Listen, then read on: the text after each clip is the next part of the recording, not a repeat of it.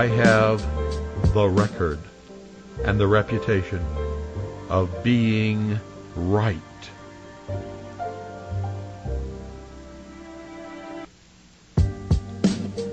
More than anyone else who has ever lived in the history of the world. And I don't do it because I'm a psychic. I don't do it because God talks to me.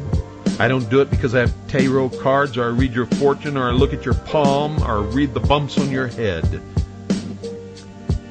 I do it because I study history.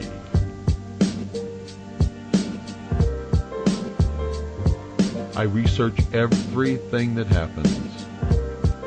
I have seen the same thing happen to people who have done these kinds of things throughout the history of the human race. Many of them are described in the Bible. Read it. You might learn something. You might also be deceived. If you want to be a Christian, read the words of Christ. Don't listen to your pastor, your preacher, your bishop, your church. Read the words of Christ and follow them. If you want to be a Muslim, read the writings of the Quran and follow them. If you want to be a Jew, read the book of the Torah and stop listening to the rabbis. Get my drift? If you want to be a follower of Buddha, follow the way of life that he taught. Do not try to make him a god. Tonight, folks, I come to you with a heavy heart. For another one, actually two of my predictions. One has come true, one is about to come true. The one that has come true involved the loss of life and the injury of over 500 people. And of course, I'm talking about the bombing of the World Trade Center in New York City. As far back as 1989 and ever since, I've been predicting major terrorist attacks upon the United States. The primary number one target, New York City. I've said it so many times,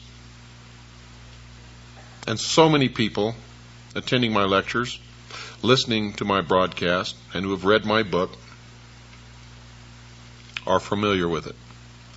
I never enjoy being right when it involves the loss of life and human injury. Nevertheless, it is another chalk mark on the board, and I remain the most accurate predictor of future world events in the history of the world. The one that is about to come true and has not yet is the prediction that I made that the United States would send troops to Yugoslavia. And it appears that that is going to happen in the very near future. Anyway, we will see, won't we? As we move into the New World Order, and all of these events are planned to take us directly into one world totalitarian socialist government. To all those people in the city of New York who lost relatives, or who had friends or relatives that were injured, I offer you my deepest compassion, sympathy, and I wish that I could tell you that that was the end of it, but I can tell you that it is only the beginning. Unless people wake up, it will escalate.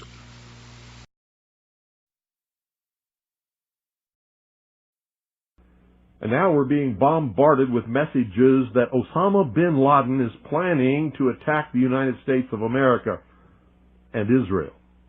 And I'm telling you, be prepared for a major attack. But it won't be Osama bin Laden.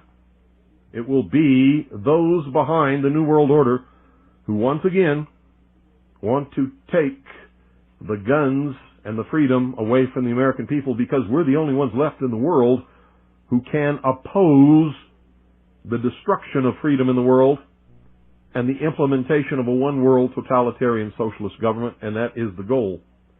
Now, how stupid can you be?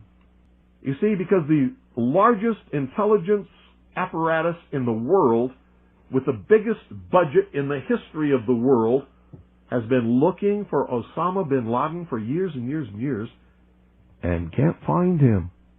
The FBI also, under the leadership of Louis Freeh, has been looking for Osama bin Laden for years and years and years and years and years and many years, and can't find him. Some doofus jerk-off reporter with a camera crew waltzes right into his hideout and interviews him. And you know what his budget is? Zip, zilch, nothing. Now, that tells us two things. Either everyone in the intelligence community and all of the intelligence agencies of the United States government are blithering idiots and incompetent fools, including the entire apparatus of the FBI and all of their personnel, or they're lying to us. They're not looking for him at all. And the second is the truth. You see, the CIA created Osama bin Laden. They recruited him. They trained him. They found his leadership. They brought them all together. They showed them how to fight the Soviet Union in Afghanistan, and when that was over, they still continued to fund him and train him, and they're now using him to help bring about world government by making him the big boogeyman. A reporter from CNN and his little camera crew got in to Osama bin Laden's secret hideout and conducted an interview. If you don't believe me, tune into CNN. They're probably running it right now as I'm speaking. And if you believe it, you are one of the stupidest jerks that ever lived on the face of this earth. And whatever is going to happen that they're going to blame on Osama bin Laden, don't you even believe it. Another social engineering project to change the minds and the attitudes and the beliefs of the people of the world, and especially the United States, to bring about one world socialist totalitarian government. Can you believe what they were saying for a while? That Timothy McVeigh, the CIA, the NSA, the FBI, the Defense Intelligence Agency, could not find Osama bin Laden in their wildest dreams. But Timothy McVeigh and Terry Nichols could, and recruit him to be their partner in blowing up the Alfred P. Murrah Federal Building. Bullshit!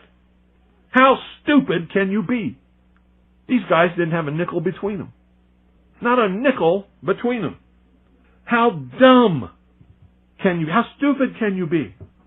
Put me in charge of the CIA. I guarantee you I will have him in custody in 2 weeks flat. Or dead. Take your pick. Take your pick. Give me that budget, those resources, those personnel. I guarantee you he will be mine in 2 weeks. And you know what? If I had a few loyal, good Americans who were willing to donate enough money, certainly not even a drop in the bucket compared to what they really have in these intelligence agencies to really go after him, I could still have him in 2 weeks. Piece of cake. So why do all these fools believe this charade? That a CNN reporter and his little camera crew can do what all the money and all the assets and all the eavesdropping and all the intelligence and all the satellites and all the undercover operatives in the world can never do. It's because they're not trying. They don't want to. Osama bin Laden is their creation, and he is serving them well. When in hell are all you people going to wake up? Are you kidding me? I mean, is this some kind of incredible joke that people are so stupid they'll fall for this?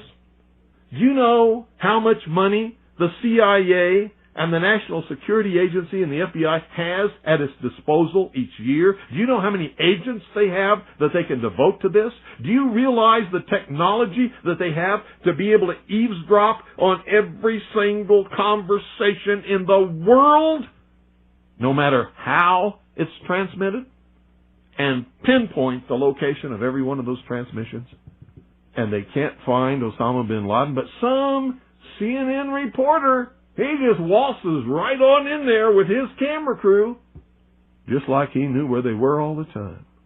Bet you it was the CIA that sent him there. I told him where he was. And of course they know where he is because they created him. They're the ones that are funding him and backing him and helping him to create their new utopian world. Hitler could not have ever come to power, absolute power in Germany, without the Reichstag fire. Hitler was a socialist. He understood social illusion. He understood social engineering. He knew how to get the support of the German people, and he did it by burning down the Reichstag.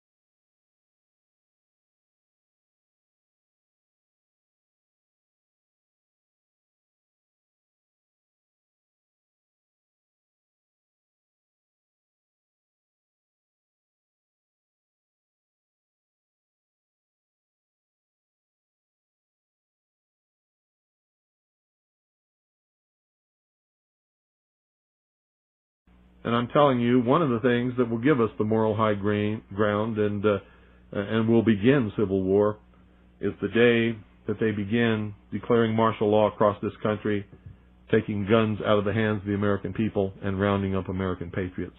The war will start on that day. On that day. And there will be a war in this country, a civil war to restore, not a revolution, but a civil war to restore constitutional Republican government. Now, at the same time that that's going on, communist and Marxist underground forces will begin, or try to begin, a revolution in order to institute a Marxist, socialist, or communist government as a result of the Civil War. And supposedly, we're not the only nation searching for Osama bin Laden. So the vast economic resources, the vast technological resources, the vast personnel resources, the vast networks and intricate web spun over all these years by the CIA, the FBI, and the NSA can't find Osama bin Laden, but CNN can? Bullshit.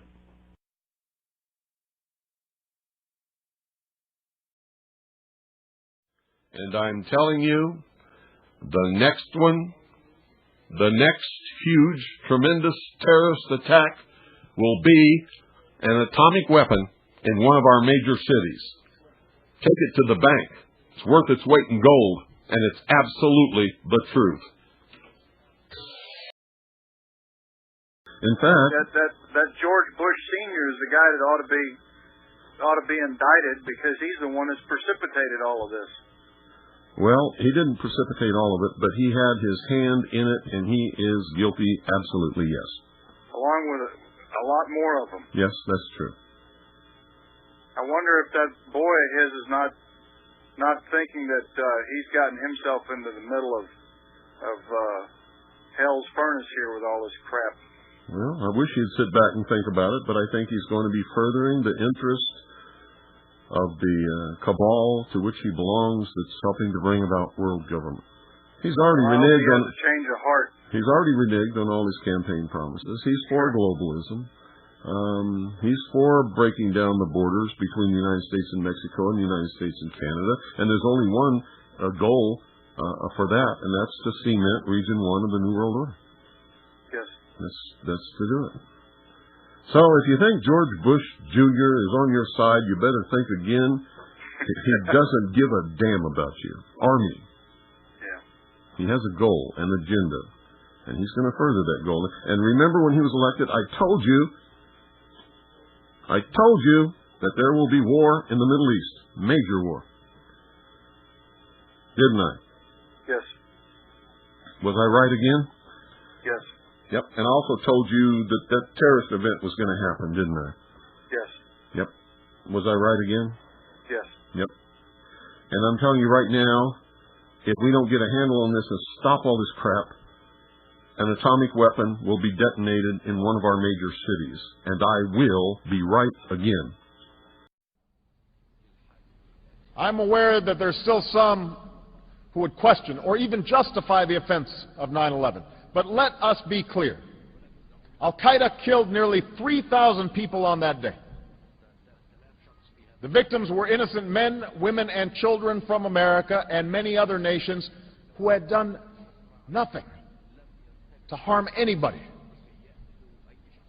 And yet Al-Qaeda chose to ruthlessly murder these people, claimed credit for the attack, and even now states their determination to kill on a massive scale. They have affiliates in many countries and are trying to expand their reach. These are not opinions to be debated. These are facts to be dealt with. These are not opinions to be debated.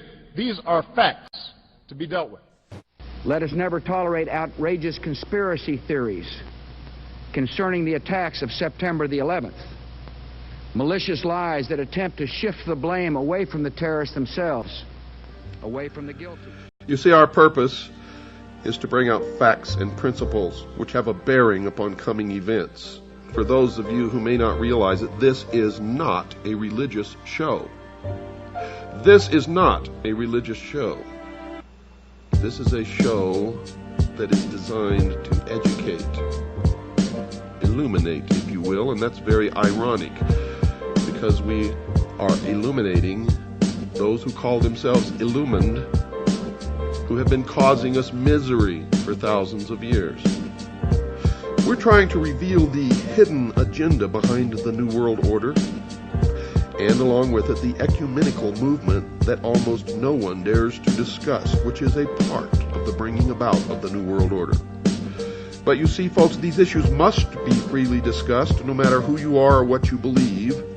For those who know history know that history repeats, and those who ignore the lessons of history are doomed to repeat the history. As Winston Churchill once observed, folks, the farther backward you can look, the farther forward you can see. And that is really the secret why my predictions have been so accurate that at this moment I am the most successful and accurate prophet on the face of this earth. But I'm not really a prophet, I'm a messenger. And they're not prophecy that I give you, they're predictions based upon actual study, research of history, and of the plan of those who call themselves the guardians of the secrets of the ages, the practicers of that religion called Mystery Babylon. And it is real, and it doesn't matter if you believe in any of this or not. If the practitioners believe it, it will affect you, especially if they hold powerful positions in the world, and I can assure you that they do. So this is not a religious program, folks. It just happens to be true that the New World Order is founded upon the religious history of the past. And it is all about religion, as you will soon see. I want you to pay close attention, and I want you to understand that I don't necessarily subscribe to everything that you're going to hear tonight as my personal beliefs. I'm just going to tell you the message in The Lion King. Whether you believe it or not is up to you. But the people who are bringing about the New World Order believe it, I can assure you. The opposing forces engaged in this battle all agree that they will have a one-world government. The only point of contention is which one of these opposing forces will sit upon the throne of the world. One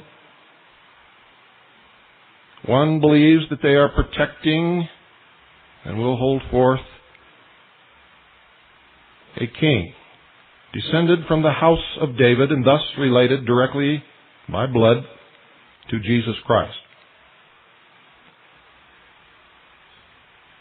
He will hold the titles of the King of Jerusalem and Holy Roman Emperor. He will be a direct descendant of the Merovingian bloodline of the kings of France.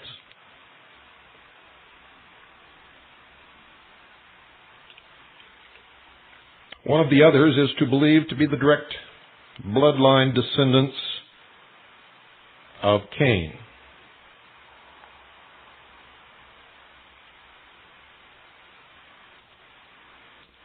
And they plan to seat their king upon the throne of the world. And then, of course, there is the Vatican, which I guarantee you will be one or the other of the first two when all the dust has settled. This compromise between paganism and Christianity resulted in the development of the man of sin foretold in prophecy as opposing and exalting himself above God. The Apostle Paul, in his second letter to the Thessalonians, foretold the great apostasy. Quote, "That day shall not come, except there come a falling away first, and that man of sin be revealed, the son of perdition, who opposeth and exalteth himself above all that is called God, or that is worshipped, so that he, as God, sitteth in the temple of God, showing himself that he is God." Unquote. 2 Thessalonians chapter 2, verse 3 and 4, and that prophecy has come true. As man stands in the temple of the body today and declares himself to be God. And furthermore, the apostle warned his brethren that the mystery of iniquity doth already work. And what is the mystery of iniquity? It is the mystery religion of Babylon, the worship of the heavens, the Osirian cycle, of which the sun is the symbol of the intellect. Even at that early date, he saw creeping into the church errors that would prepare the way for the development of that gigantic system of false religion, a masterpiece of Satan's power, a monument of his efforts to seat himself upon the throne and rule the earth according to his will. The nominal conversion of the Roman Emperor Constantine in the early part of the 4th century caused great rejoicing in the world cloaked with a form of righteousness, walked into the church. Paganism, while appearing to be vanquished, became the conqueror. Pagan doctrines, ceremonies, and superstitions were incorporated into the faith and worship of the professed followers of Christ. And the 10 Commandments were changed to permit idols in the church. And other changes were made. You see, the day of rest was changed from the 7th day to the 1st day. Why? Because the 1st day was the date that the pagan religion worshipped the sun, Osiris, the light, Lucifer, the intellect. And so the pure and simple teachings of Christ were corrupted beyond recognition. As Christians consented to lower their standards, a union was formed between Christianity and paganism. Though the worshippers of idols professed to be converted, they united with the church, still clinging to their idolatry, only changing the objects of their worship to images of Jesus and even of Mary and the saints. But they still worshipped the same gods. And they always have. If you look at an aerial view of the Vatican, you will see that the outer courtyard is a round temple of the sun, exactly as the Druids and the Celts built, and that in the center of this temple to the sun, to Osiris, stands the symbol of the lost word of Freemasonry, the phallus, the generative force, the penis of Osiris, the obelisk. You see, folks, the Roman Empire never fell. It just became the Catholic Church. And the Roman Emperor merely changed his name from Emperor to Pope.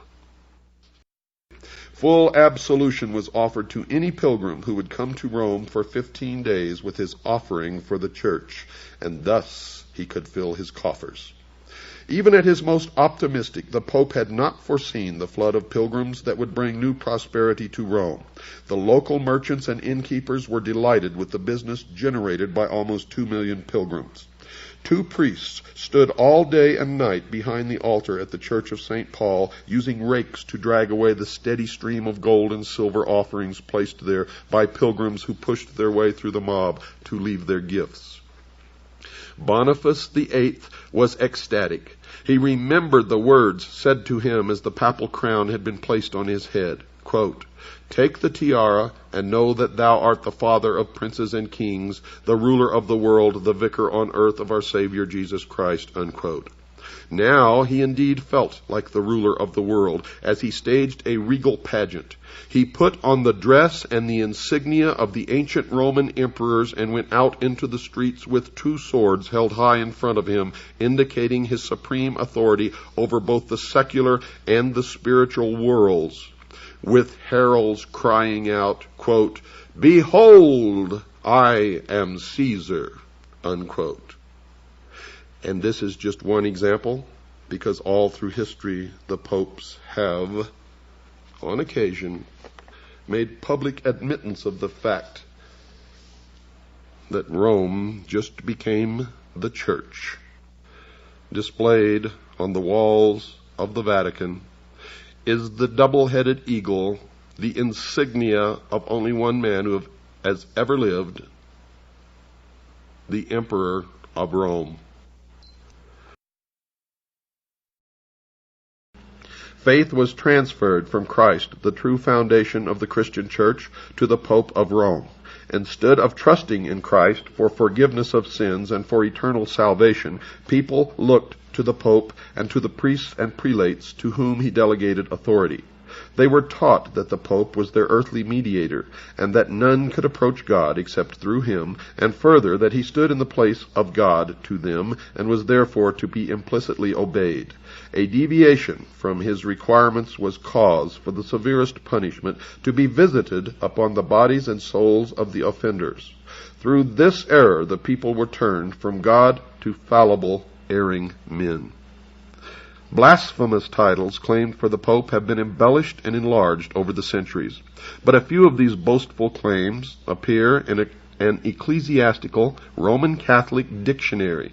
I'm taking this right out of a Roman Catholic dictionary by Lucius Ferraris, entitled Prompta Bibliotheca Canonica, Volume 6, pages 438, 442, article Pope, The Catholic Encyclopedia 1913 edition.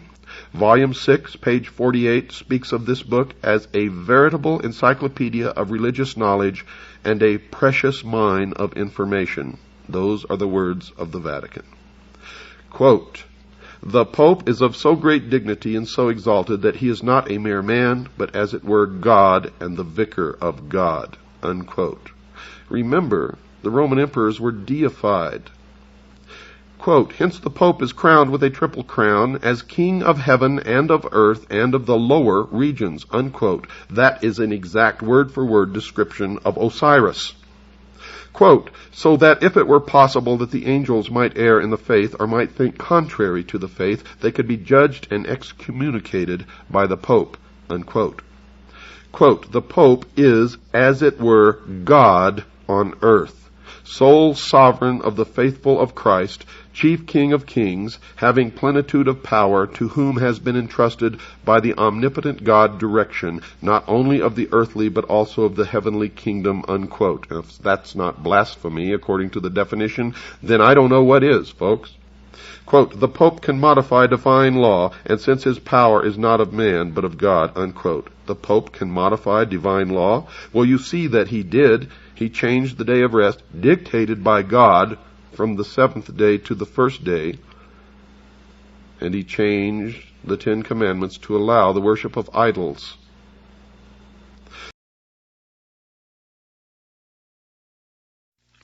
Some of the Catholic popes in the past have commented on the major changes coming in the future. One such pope was Pope Pius XI, who wrote the following in 1937. Communism has behind it occult forces for which a long time have been working for the overthrow of the Christian social order, unquote. One of the popes who preceded him, Pope Pius IX,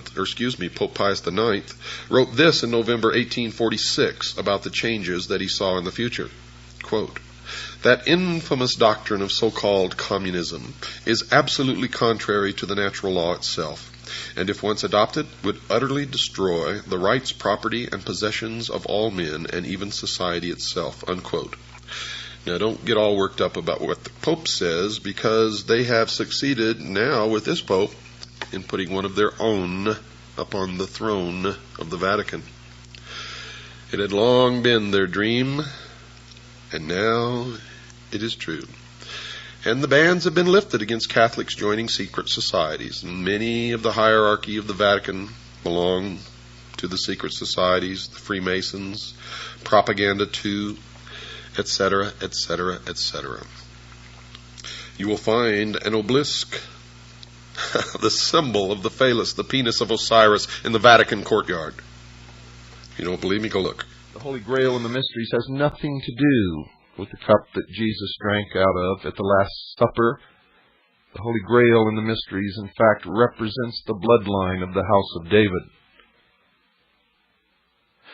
Those believed by the mysteries to have the divine right to rule.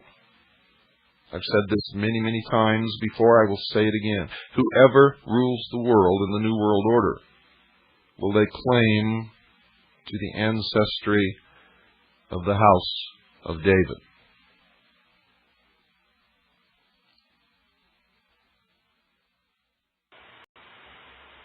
All throughout the history of all the religions, there is the rock that was present at the foundation of the world.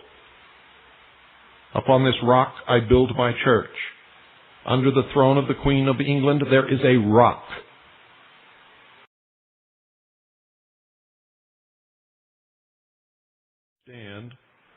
And until you understand it and stop being manipulated by it, you will always be one of the innocent victims in this battle. For you are not part of the power structure, and you are of no consequence to any of these people on either side. They care not whether you live or die or what your suffering is. They only care that they mount the throne of power, that they destroy all existing nations, all existing religions, and create a one-world totalitarian socialist government which they will rule. To you it is known as the beast. The number of the beast is 666, which represents all those initiates who have gone through the 3 degrees and 6 acts. The 3 degrees of the mysteries, the mystery religion of Babylon. The wars between the Vatican, between Scarlet, and between the beast. And they all agree that there will be a one-world government. The only point of contention is who will sit upon the throne of the world. If you want to play their game and buy into their deceptions and help them achieve this, you will always be their slave, no matter what side you are on and no matter who is the victor. And you will make their shoes, and you will plow their fields, and you will play their football games for their amusement. And you will keep your mouth shut on certain subjects. And you will do as you are told. Or you will just very simply, ladies and gentlemen, cease to exist. The brainwashing of your children has been going on for quite some time. Right under your nose, and you don't even know it. And it's about time you learned it, and it's about time you do something about it.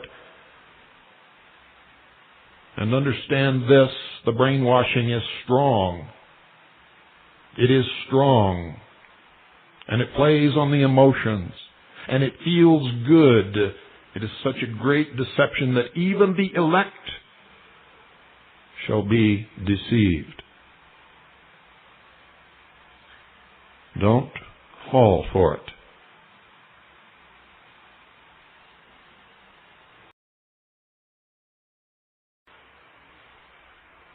And they form a union. They come together. Of course, the little Jewish lemur represents the Kabbalah influence on the mysteries. The young lion king represents the full body of initiates. He is the child Horus. And the warthog represents all those who do not feel any allegiance or loyalty to any other body, who have joined this union, hoping that in the end they will be vindicated and will have their place in the sun. In the sun. And they wander about in the wilderness, seeking the promised land. Oh, yes, ladies and gentlemen, this is really something. And of course, they are persecuted and attacked. And the young lion fights off the attackers and protects the other two. This traditionally has been the kingdom of England, Great Britain,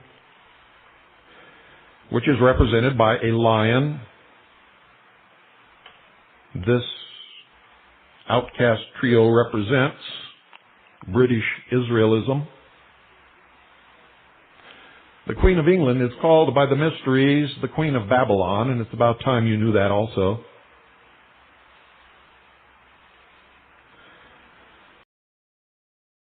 Remember, ladies and gentlemen, none of this British Israelism stuff ever surfaced in the entire history of the world until King Henry VIII wanted to divorce his wife and found out that the Pope would not let him. So King Henry VIII divorced all of England and himself from the Catholic Church, from the Pope, founded the Anglican Church, and then it became necessary to justify his actions to the world, to the English people in specific, and to be able to make it stick. Somewhere down the line, the Royal House of England invented a family tree connecting them directly by descendants to the Royal House of David, and thus to the Old Testament, the lineage of the divine right to rule, or so they claim. Because if you've studied the history of the Middle East, you know that the state of Israel was not that ruled, ladies and gentlemen, by the house of David. The house of David was of the tribe of Judah. The house of David and the tribe of Judah warred against and conquered the state of Israel. That's the true history of the region.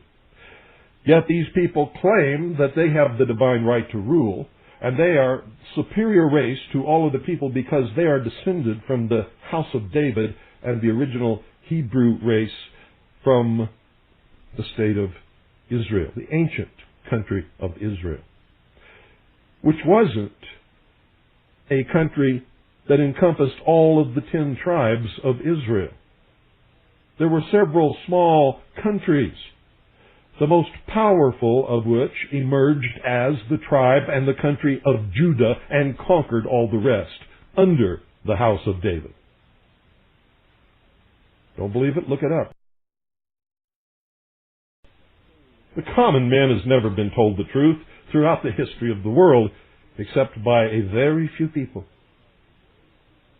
And when those very few people told the common man the truth, they generally did not ever believe them, choosing instead to believe the lies. I find it absolutely amazing, for the truth, elusive though it may be, can be found by anyone who wants to take the time to look for it. King George VI had his genealogical chart traced back to King David, and he educated his daughters in British Israelism, including his heir, Her Majesty Queen Elizabeth II. Now, who you going to believe, folks?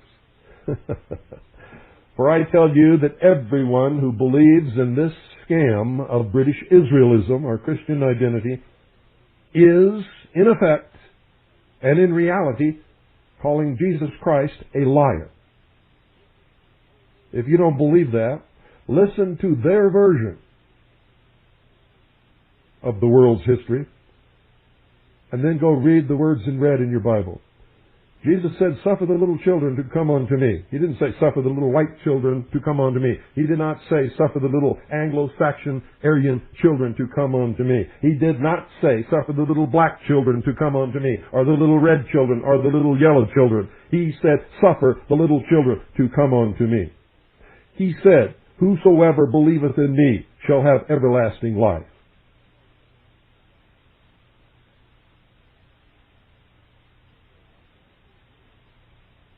He said a lot of other things, ladies and gentlemen, all that say the same thing, that he was, if you're a Christian, and you must believe this if you're a Christian, he was the salvation of all humanity. He was the end of all pain and suffering. He was the standard around which all people, rich and poor, sick, healthy, lame, black, white, yellow, red, purple, green, I don't care, to end all of the wars and bring about God's kingdom on this earth. Anybody who tells you anything different from that is calling Jesus Christ a liar. If you don't believe me, you read his own words in red in the Holy Bible. If you don't believe in Christianity, or even in any other religion, the answer to the problems of the world is not the Mormon Church. It is not the Southern Baptist Church. It is not the Seventh-day Adventists. It is not the Presbyterians. It is not British Israelism. It is not atheism. It is simply to follow the teachings and the admonishments of the greatest men who have ever lived upon the face of this earth, one of which was Jesus Christ, who told us the truth, and we haven't listened yet. And even though we have his words at our disposal, within arm's reach in almost every home or in every library throughout the world, people still go and listen to these lies and believe them. Go back and read that Jesus Christ contradicted every single thing that these people are teaching you, and you still don't understand it. Can't get it through your head. He said, "Wheresoever you shall gather in my name, there shall I be also." He did not say, "Wheresoever you who are Anglo-Saxon Aryan gather in my name, there I will be also." Or there shall I be also. He didn't say that. He didn't put black in there. He didn't put yellow in there. He didn't put red in there. All of these people are using you. They're lying to you. Once again, they are deceiving you and manipulating you into hating each other and accomplishing the exact opposite of what Jesus Christ set out to accomplish. And so if you call yourself a Christian, you must reject these things, but you must not believe me just because I say it. You go to your Bible, and don't you dare read any other word except those printed in red. Or if you're a Christian, those are the only ones that matter. No other word in that entire Bible matters save those words.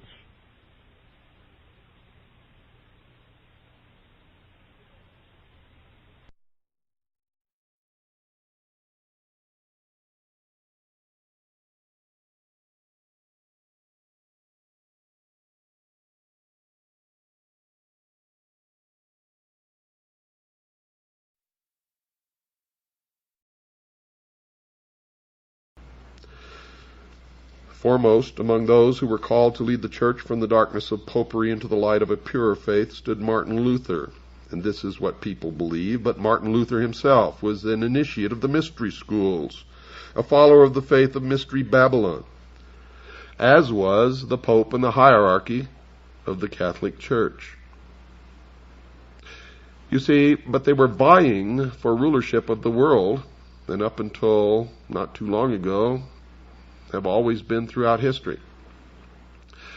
For the Vatican practices the corrupted worship of Mystery Babylon, the combination of Christianity and the worship of Mystery Babylon, whereas the mystery schools retain the pure form of Mystery Babylon. And this is the only difference between the two, folks, and they have been vying throughout history for the rulership of the world. Mystery Babylon attempting to destroy the Pope and Christianity, and the Pope attempting to persecute and burn away the followers, the initiates of Mystery Babylon. And it has always been the goal of the worshippers of Mystery Babylon to seat one of their own upon the throne of the Vatican. And they have succeeded. They have succeeded, folks, and now you are seeing the beginning of the combination of all religions into one world religion. And while the world and the New Age movement may be waiting for the emergence of Maitreya, I tell you now here, and remember that I have been the most accurate in making predictions about future world events than anyone in the history of the world, based upon study and knowledge, not psychic ability, not any gift given to me from God, although I am a messenger, I can assure you of that. I tell you that in the New World Order, the one world, charismatic, and religious leader will be seated upon the throne of Rome. Mark my words. And for those of you who do not understand yet, the Protestant religion was created by the mystery schools to bring down the authority of the Pope. Just as this nation, the United States of America, was created by the mystery schools to topple the monarchs, the kings and queens, from their thrones. You see, whatever you want to believe in, folks, is okay with me. Let's just believe from a position of knowing the truth.